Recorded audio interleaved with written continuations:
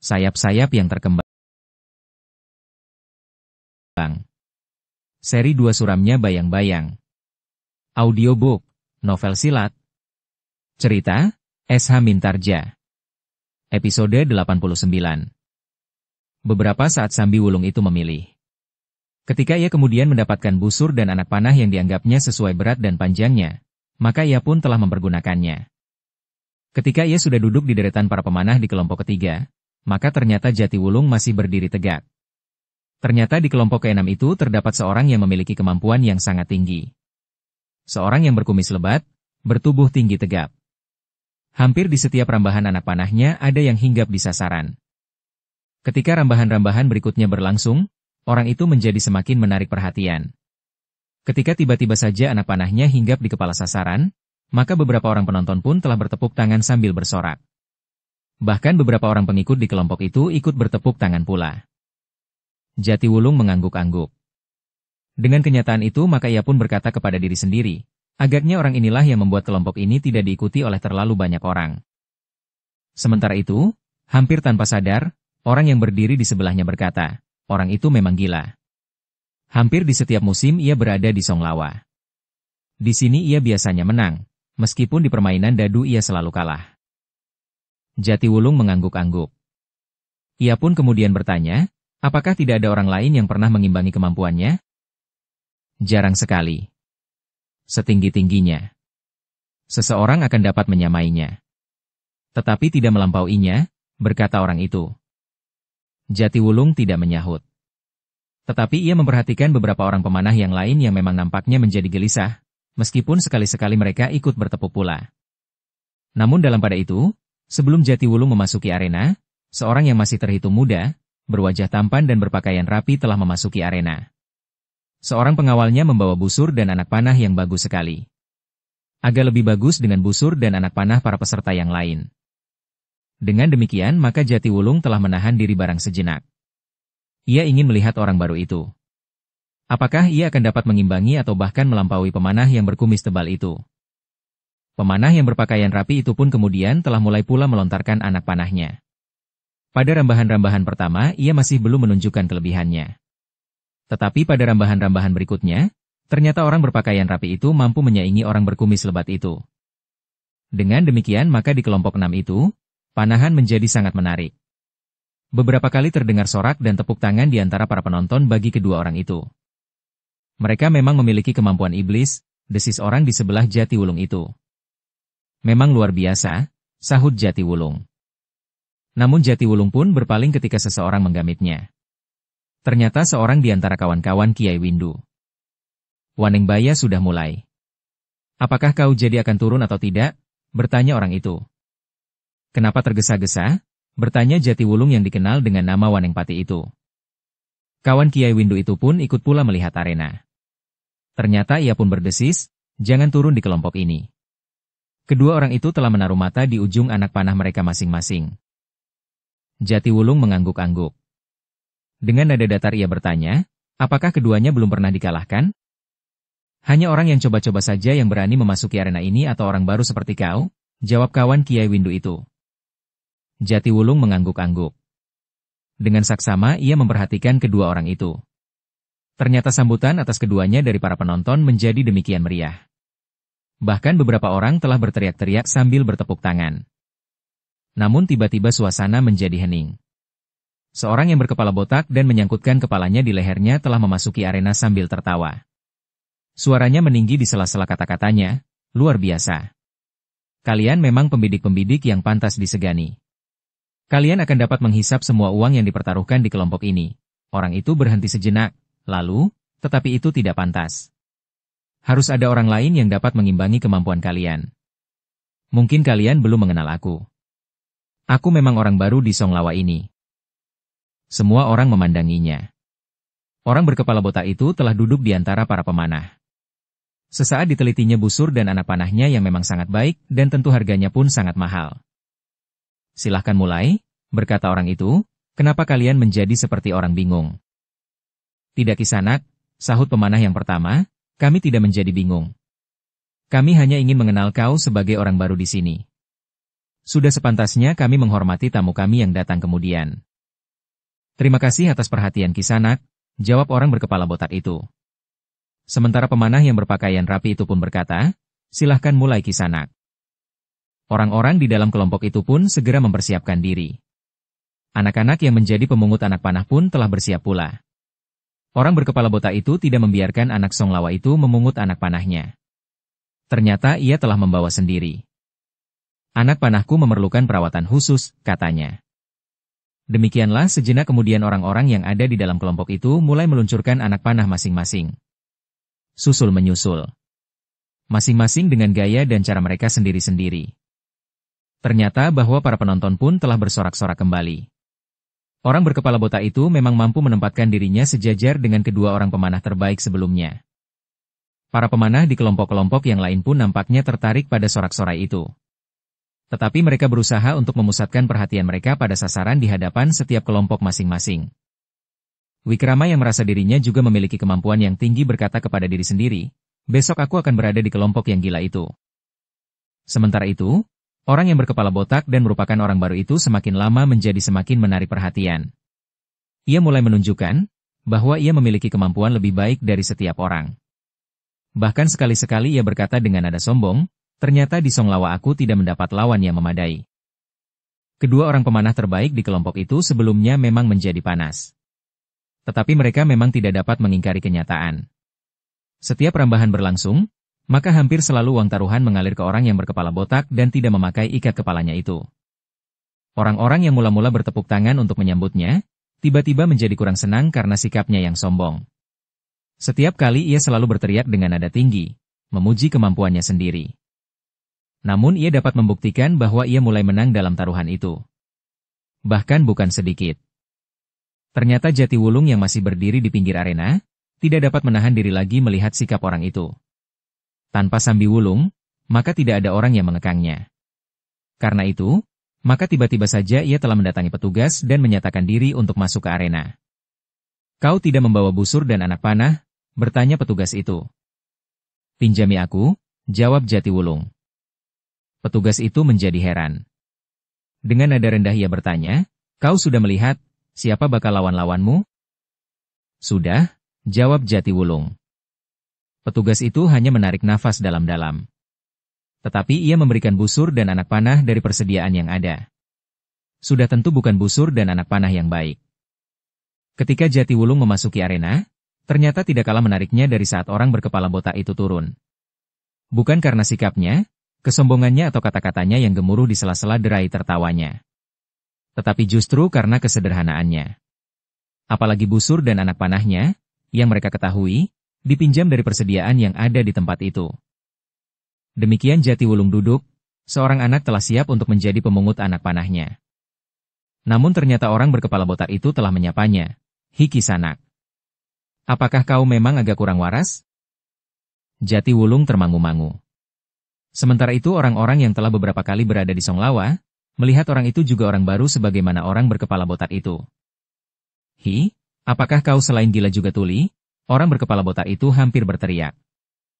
Jatiwulung berpaling kepada orang yang botak itu.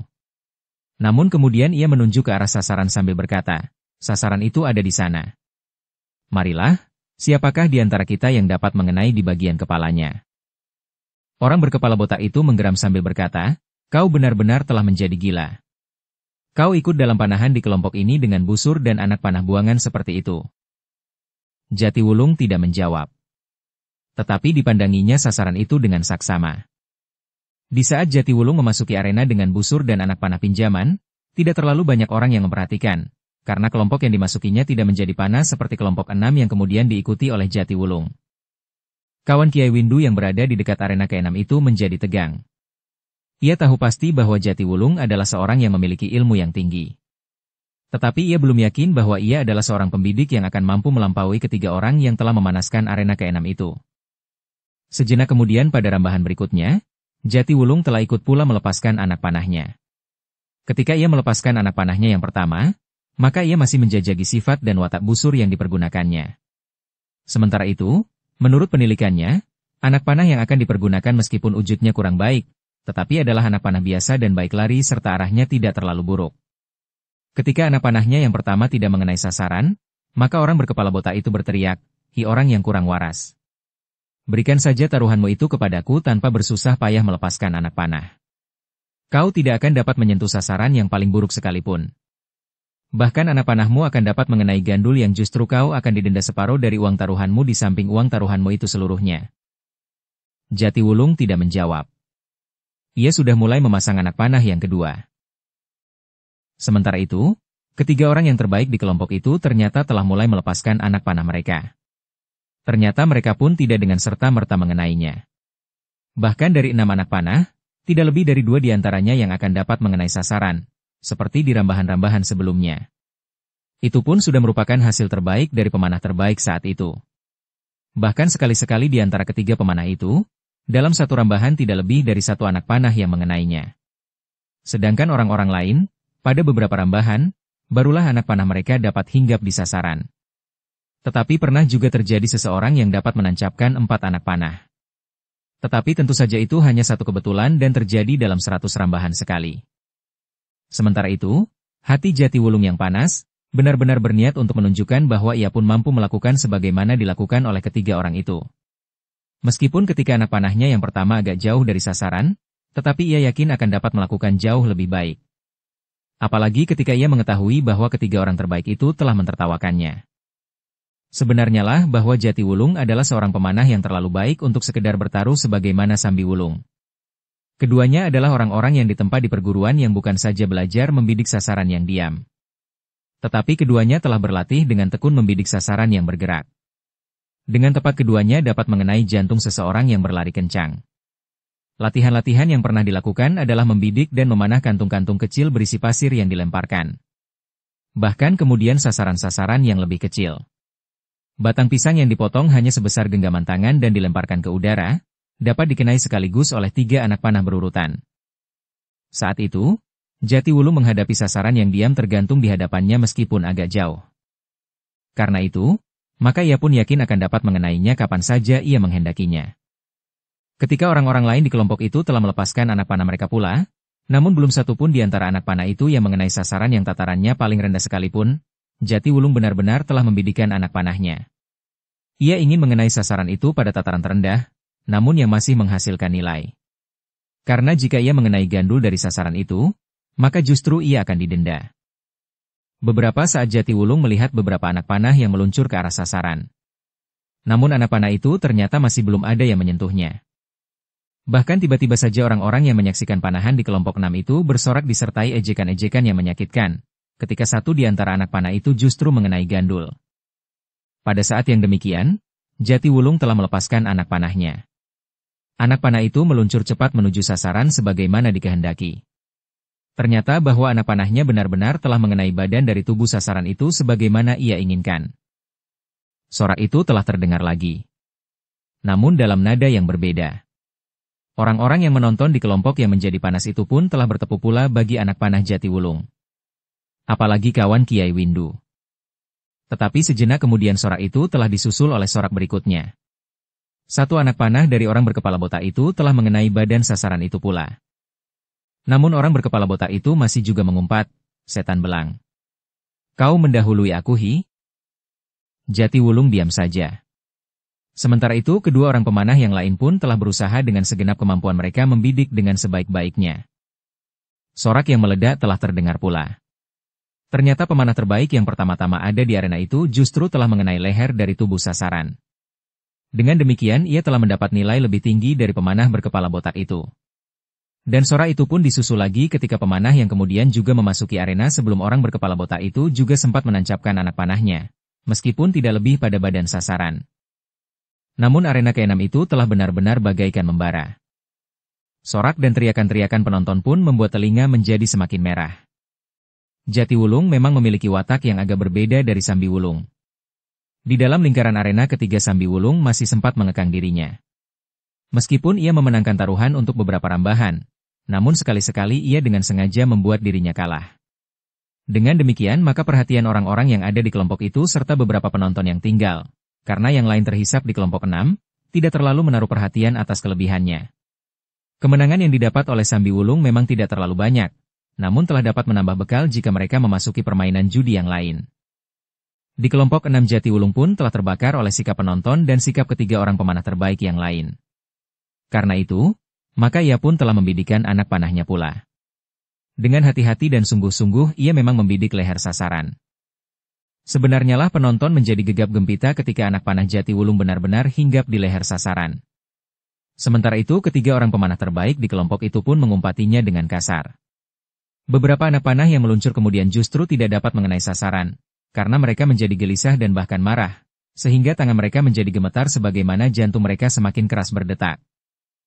Tetapi Jatiwulung tidak berhenti sampai sekian. Ia masih memiliki 2 anak panah di rambahan itu. Dengan sepenuh kemampuan yang ada pada dirinya, maka Jatiwulung telah membidik kepala sasaran. Ia memang menunggu sampai anak panah terakhir telah dilepaskan oleh para pemanah yang lain. Baru kemudian ia melepaskan anak panahnya. Lapangan itu rasa-rasanya hampir meledak. Anak panah itu tepat mengenai kepala tubuh sasaran.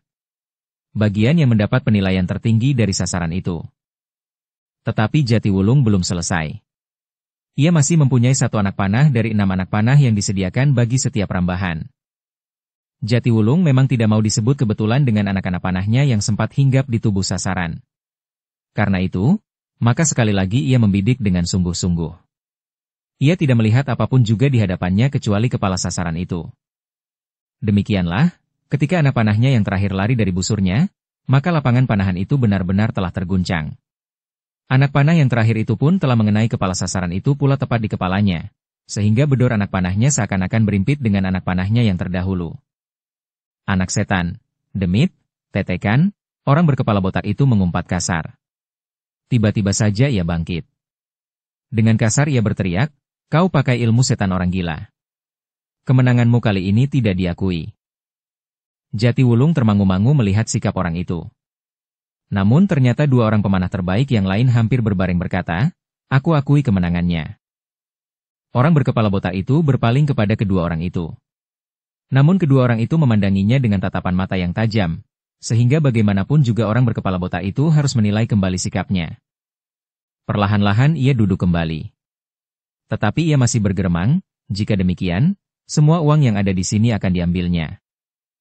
Mungkin sekali, berkata salah seorang dari kedua pemanah terbaik itu, jika salah seorang dari para peserta ini memang ingin menghindar, maka tidak ada yang akan melarangnya. Persetan, geram orang berkepala botak itu. Tetapi ia merasa malu untuk meninggalkan lapangan di kelompok itu. Karena itu, maka ia pun telah kembali memegangi busurnya sambil berkata, "Mungkin satu kebetulan." Kita lihat di rambahan berikutnya. Dukung channel Novel Silat dengan subscribe, follow, like, komen dan share. Jatiwulung tidak menjawab. Tetapi ia memang ingin membuktikan bahwa ia benar-benar mampu mengenai sasaran sebagaimana dikehendakinya. Bukan sekedar kebetulan, sebagaimana dikatakan oleh orang yang berkepala botak itu. Sementara itu, kawan Kiai Windu ternyata telah dengan tergesa-gesa menemui Kiai Windu dan mengatakan apa yang telah dilihatnya. Benar-benar satu pameran kemampuan, katanya. Kiai Windu tersenyum. Katanya, "Aku yakin bahwa Wanengbaya ini pun mampu juga melakukannya. Tetapi ia lebih mengendap dari Wanengpati, sehingga ia tidak melakukannya. Ia pun agaknya menang pula. Tetapi sedikit demi sedikit dan perlahan-lahan. Sekali-sekali ia dengan sengaja mengalah." Kawannya mengangguk-angguk. Namun ia pun kemudian berkata, jika sikapnya itu tidak berubah, mungkin akan dapat memancing persoalan.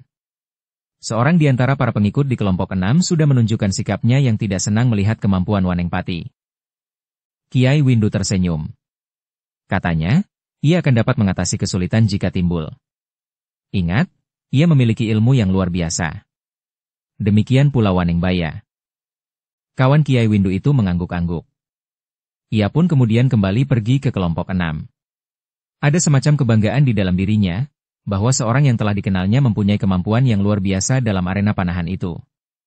Bahkan kedua orang kawannya yang lain pun telah ikut pula bersamanya melihat panahan di kelompok 6. Sementara Kiai Windu berkata, "Aku berada di sini." Sambi Wulung sendiri masih belum berubah cara yang dipakainya. Ia masih juga menempatkan diri pada tataran yang tidak terlalu menyolok di antara pemanah-pemanah yang lain. Meskipun ia memang menang, namun tidak seorang pun yang tersinggung oleh kemenangannya itu. Berbeda dengan cara yang dilakukan oleh Jatiwulung. Jantungnya benar-benar telah terbakar oleh suasana yang panas di kelompok 6. Ia tidak saja ingin menunjukkan bahwa ia adalah seorang pemanah terbaik di Songlawa. Namun ia dapat berbuat apa saja yang dikehendaki.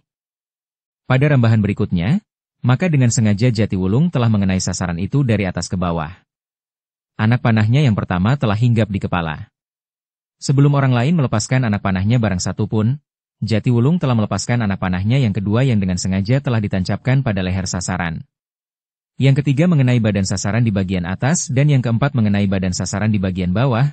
Ia tidak memberi kesempatan orang lain untuk melepaskan anak panah, karena sebagian besar dari mereka menjadi bagaikan membeku. Panah yang kelima dengan sengaja pula telah dibidikan ke arah gandul. Meskipun ia sadar bahwa dengan demikian akan dikenakan nilai denda, tetapi nilai seluruh anak panahnya masih juga lebih banyak dari denda itu. Sementara sebelum orang lain membidik, satu anak panah lagi telah meluncur dan tepat mengenai kepala pula. Arena panahan di kelompok itu justru menjadi hening. Tidak seorang pun yang telah bersorak. Jantung mereka benar-benar dicengkam oleh keajaiban yang belum pernah mereka saksikan sebelumnya. Bahkan pemanah-pemanah terbaik pun bagaikan membeku melihat cara Jatiwulung menggetarkan jantung lawan-lawan panahannya. Sementara itu, setiap orang yang ada di arena itu mengerti sepenuhnya apa yang telah dilakukan oleh Jatiwulung. Jika ada satu di antara anak panahnya yang mengenai sasaran yang menghasilkan nilai denda, itu bukan karena ia salah bidik. Tetapi hal itu tentu dilakukan dengan sengaja. Baru kemudian ketika orang yang mereka kenal dengan nama Wanengpati itu meletakkan busurnya, langit bagaikan menjadi runtuh. Orang-orang yang menyaksikan kemampuan Jatiwulung itu telah bersorak-sorak seperti orang kehilangan kesadaran. Kawan-kawan Kiai Windu pun ikut pula bersorak seakan-akan merekalah yang telah memenangkan panahan itu. Bahkan para pemanah yang lain pun telah ikut bertepuk tangan pula melihat kemampuan Jatiwulung yang berada di luar jangkauan kemampuan mereka. Ketika sorak yang gemuruh itu mereda, maka barulah orang-orang lain membidikan anak panahnya. Mereka pun berusaha untuk mengenai sasaran.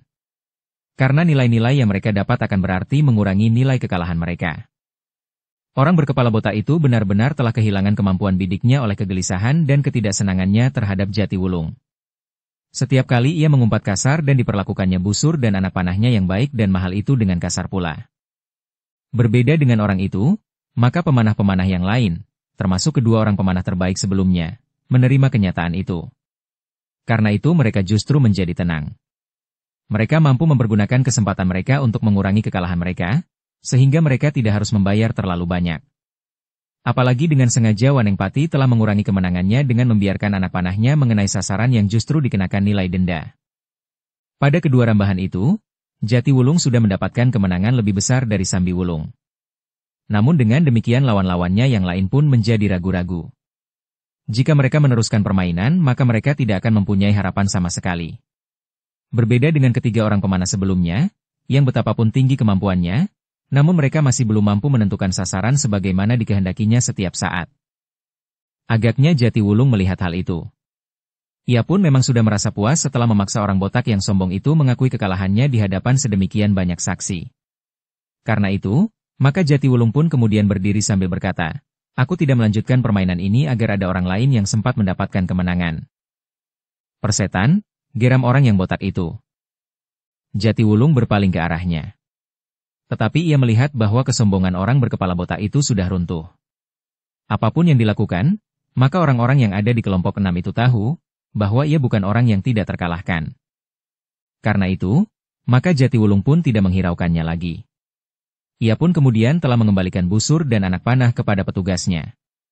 Memberikan sedikit uang kepadanya dan bagi anak yang telah memungut anak panahnya. Kemudian Jatiwulung pun melangkah meninggalkan arena ke-6 itu. Ketiga orang kawan Kiai Windu pun segera mendapatkannya. Dengan nada tinggi seorang di antara mereka berkata, "Kau memang luar biasa. Aku menjadi tidak merasa sakit hati pernah kau kalahkan, karena kau memang pantas melakukannya atas kami." "Jangan memuji seperti itu," berkata Jatiwulung, "jika kau ingin makan, marilah. Aku akan membayarnya." "Ah kau," desis kawan Kiai Windu yang lain, "hanya makan? Habis. Kau mau apa?" bertanya Jatiwulung. "Tidak apa-apa," jawab kawan Kiai Windu. Namun kedua kawannya yang lain tersenyum sambil memandanginya.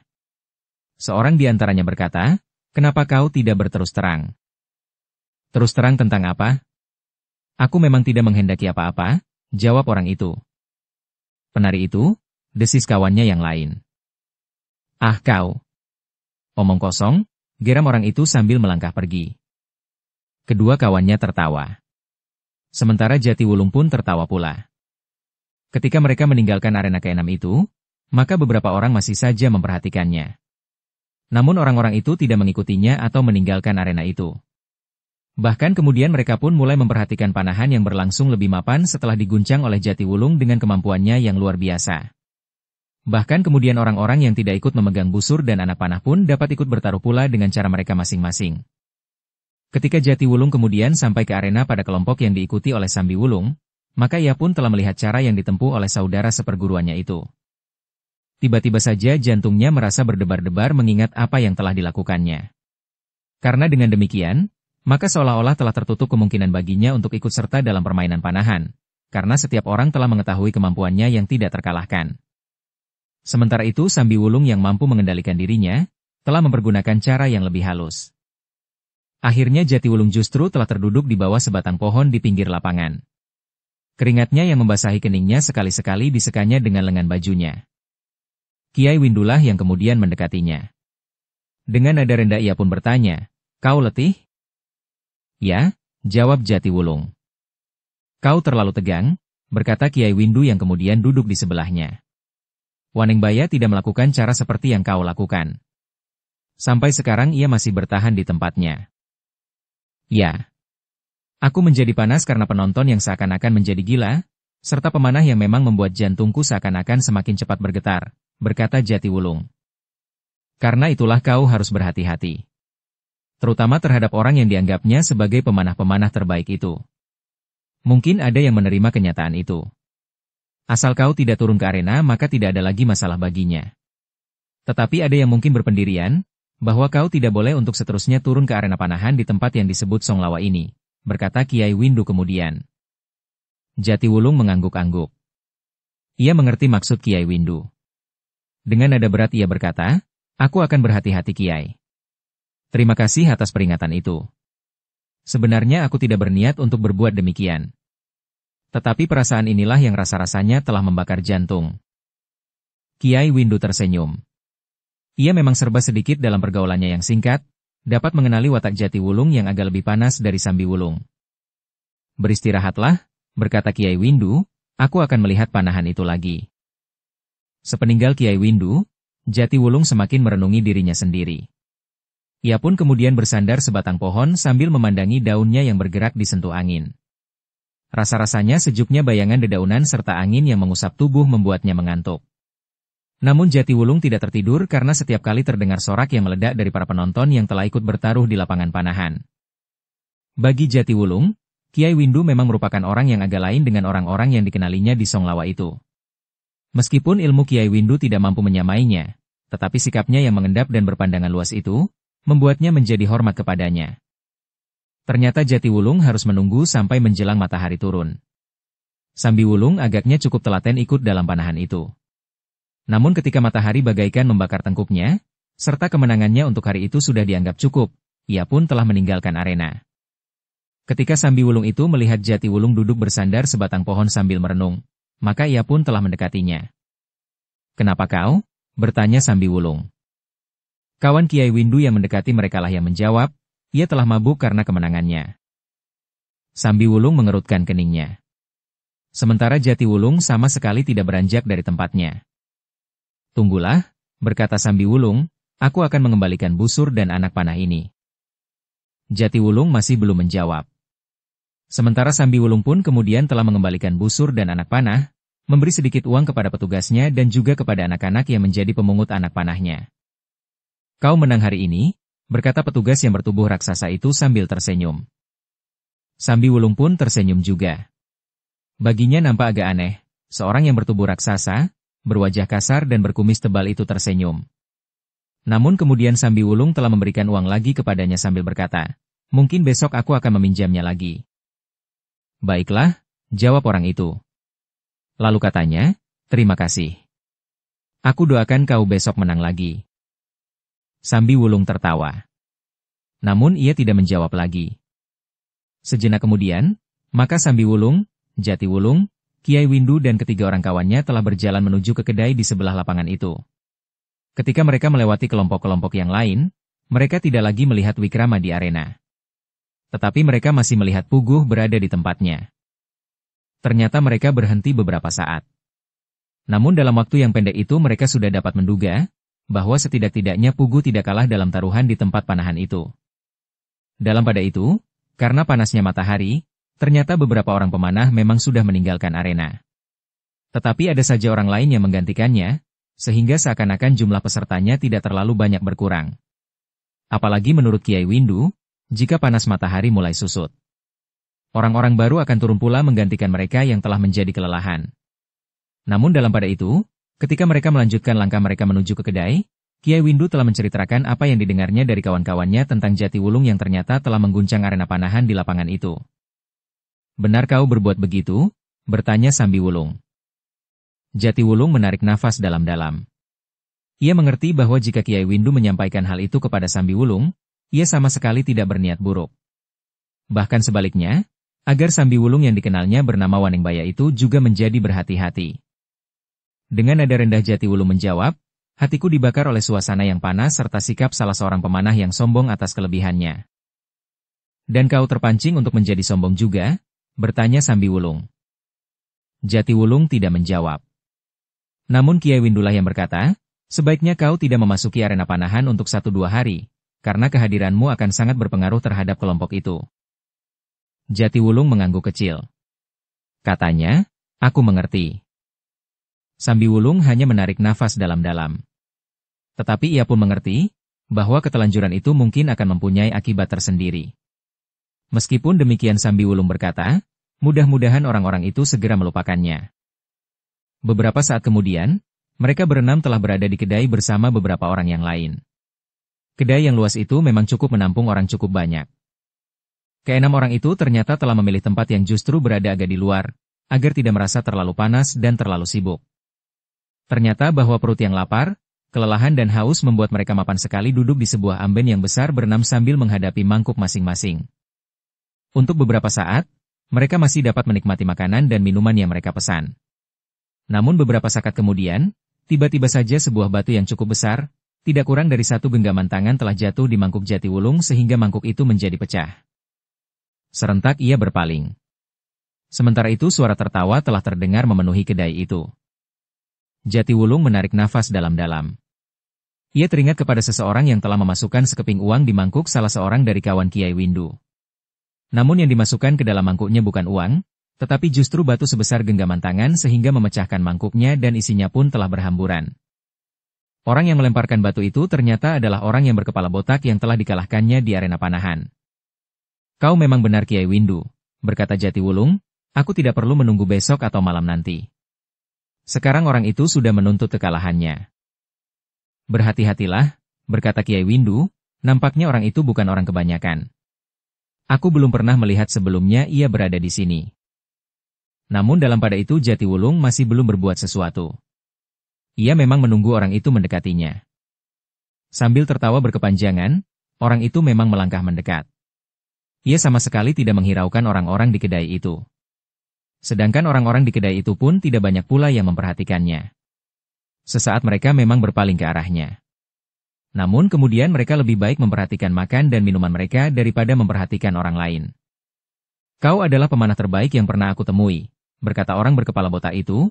"Aku mengakui bahwa kau telah melampaui kemampuanku memanah. Sebelumnya, akulah yang terbaik. Namun kehadiranmu membuat wibawaku menurun di lapangan panahan." "Bukan maksudku," berkata Jati Wulung, "aku hanya sekedar mengambil kemenangan untuk makan siang ini." "Kau semakin menghinaku," berkata orang berkepala botak itu, "kau justru dengan sengaja mengenai sasaran dengan nilai denda. Hi, apakah kau memang ingin menantang aku?" Wajah Jati Wulung menjadi merah. Tetapi ketika ia melihat orang-orang di sekitarnya masih tenang-tenang saja, maka ia pun menjadi tenang pula. "Kisanak," berkata orang berkepala botak itu, "karena kau merebut wibawaku di arena panahan, maka aku ingin mendapatkannya kembali di sini. Jika kau mau berjongkok dan minta maaf kepadaku, maka aku tidak akan mengganggumu lagi meskipun kau akan turun pula ke arena panahan." Aku dapat menyingkir ke kelompok lain atau melakukan kegiatan yang lain. Jatiwulung hampir kehilangan kesabarannya. Namun ia masih berusaha menguasai diri. Heh, kenapa kau diam saja? Jika kau sesali kesombonganmu di arena panahan itu, berjongkoklah cepat sebelum aku mengambil keputusan lain, berkata orang berkepala botak itu. Jatiwulung memang sudah menjadi panas. Ia pun kemudian turun dari amben. Nah, ternyata kau berani mengakui kesalahanmu. Marilah. Aku akan mengampunimu, desis orang itu. Tetapi yang terjadi adalah di luar dugaan. Jatiwulung telah menyambar mangkuk di hadapan Sambiwulung yang masih berisi minuman hangat. Dengan serta-merta minuman itu telah dilontarkan ke wajah orang yang berkepala botak itu. Orang berkepala botak itu ternyata sama sekali tidak menduga, sehingga karena itu, maka wedang serai hangat itu benar-benar telah menyiram wajahnya. Orang itu bergeser selangkah surut. Wajahnya menjadi merah bagaikan membara. Bukan saja karena minuman yang masih hangat itu, tetapi juga karena kemarahan yang semakin memuncak. Orang-orang yang ada di dalam kedai itu memang tertarik melihat sikap Jatiwulung. Semula mereka menduga bahwa Jatiwulung yang menyebut dirinya bernama Wanengpati itu memang benar-benar akan berlutut. Tetapi ternyata yang dilakukan justru sebaliknya. Sementara di antara mereka yang melihat apa yang terjadi di arena panahan, segera mengetahui bahwa orang berkepala botak itu telah mendendam Wanengpati karena kekalahannya yang mutlak di arena. Kau benar-benar orang gila, geram orang berkepala botak itu. Tadi aku masih berbaik hati dan bersedia memberikan maaf jika kau minta. Sekarang kau mendapat kesempatan lagi. Persetan, geram Jatiwulung. Sambiwulung hanya dapat menarik nafas dalam-dalam. Ia tidak akan mampu mencegah benturan kekerasan yang akan terjadi. Namun ia masih ingin memperingatkan kepada Jatiwulung, bahwa tujuan mereka ke Songlawa adalah untuk mengenal dan mengetahui tempat tinggal Puguh. Bukan untuk hal-hal yang lain. Karena itu, maka Sambiwulung pun telah berdiri pula mendekati Jatiwulung. Diambilnya mangkuk yang masih berada di tangan Jatiwulung itu. Ia seolah-olah tidak peduli apa yang akan terjadi. Namun ia sempat berbisik, perkelahian ini tidak termasuk dalam tugas kita. Kita sudah melakukannya beberapa kali, desis Jatiwulung. Sambiwulung menarik nafas dalam-dalam. Tetapi ia pun kemudian berkata kepada seorang pelayan, tolong, isi mangkukku ini. Wedang serai panas. Kiai Windu dan kawan-kawannya hanya termangu-mangu saja. Meskipun mereka tahu bahwa Sambiwulung berkata sesuatu kepada Jatiwulung, tetapi mereka tidak mendengar apa yang dikatakannya. Dalam pada itu, ketika Jatiwulung dan orang berkepala botak itu sudah bersiap, maka dua orang yang bertubuh raksasa datang mendekat sambil berkata kepada dua orang yang akan berkelahi itu, minggir. Jangan berkelahi di kedai ini. Kalian dapat merusakkan barang-barang kami sehingga kalian harus mengganti dengan harga yang sangat tinggi. Apalagi jika salah seorang dari kalian mati. Maka yang hidup akan menanggung beban yang berat, atau ikut mati pula. Jatiwulung tidak menjawab. Tetapi ia telah bergeser menjauh dari kedai itu dan justru berada di tempat yang lapang. Sementara itu orang berkepala botak itu pun menyusulnya pula. Orang-orang yang makan di kedai itu masih juga makan. Sementara itu, Jatiwulung masih sempat melihat Puguh diikuti oleh beberapa orang pengawalnya menuju ke kedai itu. Mereka berpaling sejenak. Namun kemudian mereka tidak menghiraukannya lagi. Dalam pada itu, orang berkepala botak yang marah sekali itu agaknya tidak sabar lagi. Wajahnya dan pakaiannya memang sudah basah oleh wedang serai yang hangat. Bersiaplah, ia menggeram. Jatiwulung tidak menjawab. Namun ia pun telah bersiap pula. Dalam pada itu, dua orang yang baru datang ke kedai itu masih berdiri di dekat tempat duduk Sambiwulung. Seorang di antara mereka berkata, kedua-duanya belum pernah aku lihat sebelumnya. Ya. Keduanya orang baru. Tetapi kasihan orang itu. Ia memiliki kemampuan memanah tiada taranya. Tetapi di tangan orang berkepala botak itu, ia akan menjadi permainan yang mengasihkan. Agaknya jika ia tahu siapa si botak itu, maka ia tidak akan berani menyombongkan dirinya di arena, desis yang lain. Kau kenal si botak itu? Bertanya kawannya. Orang itulah yang dikenal dengan sebutan orang hutan berkepala besi, jawab yang lain. Oh, kawannya mengangguk-angguk. Katanya kemudian, sayang. Orang itu sudah terbentur pada kepala besi di hari kedua. Masih banyak waktu yang tersisa. Kenapa ia sudah mengorbankan dirinya sekarang? Ia terlalu sombong dengan kemampuan bidiknya, jawab yang lain, tetapi kepala besi itu namanya sudah terlalu banyak dikenal. Di pesisir utara. Tetapi belum di sini, jawab kawannya. Keduanya pun kemudian bergeser dan duduk di sebuah amben. Ketika keduanya mulai memesan makanan, maka orang yang disebut orang hutan berkepala besi itu sudah mulai bergerak. Sambiwulung memang menjadi berdebar-debar mendengar pembicaraan itu. Apalagi ketika Kiai Windu berdesis, jadi orang itulah yang disebut orang hutan berkepala besi itu. Kau pernah mendengar? Bertanya Sambiwulung. Ya. Namanya memang ditakuti di pesisir utara. Tetapi tiba-tiba sekarang ia berada di sini, jawab Kiai Windu. Namun di luar sadarnya Kiai Windu berkata, kemelut di daerah alas Mentauk agaknya telah memanggilnya.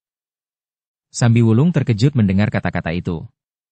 Dengan serta-merta ia bertanya, kemelut yang manakah yang kau maksud? Kiai Windulah yang terkejut kemudian. Karena itu, maka dengan tergesa-gesa ia pun berkata, tidak.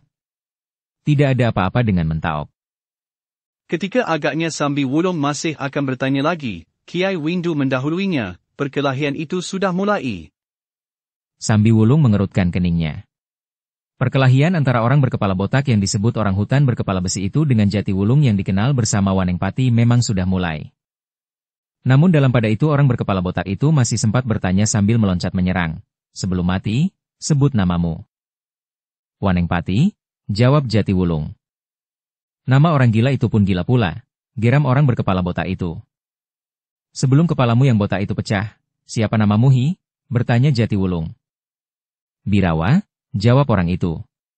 Lalu, tetapi aku lebih dikenal dengan sebut orang hutan berkepala besi. Aku tidak sakit hati disebut orang hutan, juga tidak marah dipanggil kepala besi. Nah, sekarang kau akan segera mati setelah mengetahui siapa aku. Seandainya kau menyesal, namun kau sudah tidak akan mendapat kesempatan pengampunan lagi. Jatiwulung masih akan berbicara lagi. Tetapi serangan lawannya tiba-tiba datang dengan derasnya, seperti tiupan angin prahara. Karena itu, maka Jatiwulung terpaksa memusatkan perhatiannya pada serangan lawannya. Dengan tangkasnya ia melenting menghindar sehingga serangan itu sama sekali tidak menyentuh sasaran.